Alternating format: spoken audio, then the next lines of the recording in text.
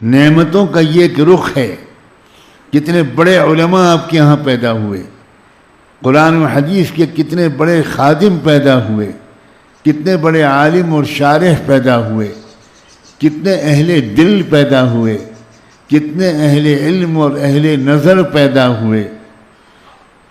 ہر علاقے کو یہ نعمتیں نصیب نہیں. مگر اب ذرا سا کلیجے پہ سینے پہ ہاتھ رکھ کے میرے سوال کا جواب دیجئے. کیا اہل کشمیر نے ان ہزاروں اللہ والوں کی قدر کی؟ ان بزرگوں کی, ان علماء کی, ان کی علمی خدمات کی, ان کی دینی محنتوں کی, ان کی دعائے نیم شبی کی, ان کی روحانی شخصیتوں کی قدر کی؟ قدر کسے کہتے ہیں؟ آپ کے ہاں قدر یہ ہے کہ جس کو آپ بزرگ سمجھیں اس کے ہاتھ لگا دیں. جیسے یہ میرے ہاتھ لگانے والے ہاتھ لگا دیں. یہ عجیب طرح کی قدر ہے. کیا ہم لوگ حجر اسود ہیں؟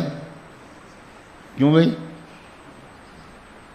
میں اب آگے نہیں بڑھوں گا جب تک جواب نہیں دو گے. کیا ہم لوگ حجر اسود ہیں؟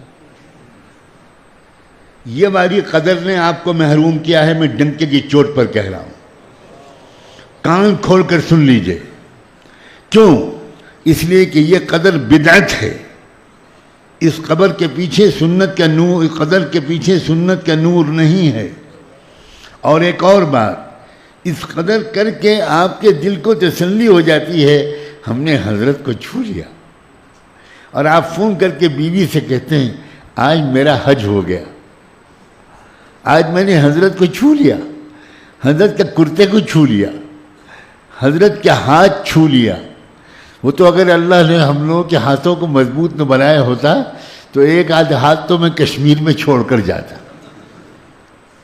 پھر آپ اس کو لٹکائے رہتے اور اس کی زیارت ہوتی اور بڑی انکم ہوتی, بڑی آمدنی ہوتی ہے درگاہوں میں.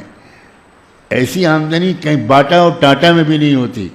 باٹا اور ٹاٹا میں تو آمدنی پر ٹیکس لگتا ہے, درگاہوں کی آمدنی پر ٹیکس نہیں لگتا. انکم ٹیکس کمشنر خود آ کر چادر چڑھاتا ہے. آج میں مرمت کروں گا کشمیریوں کی.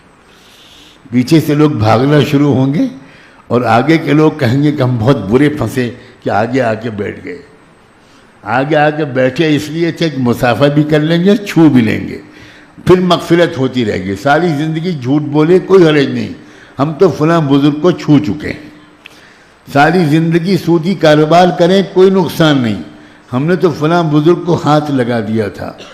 نعمتوں کا شکر کرنے کا یہ انداز غلط ہے دوستوں.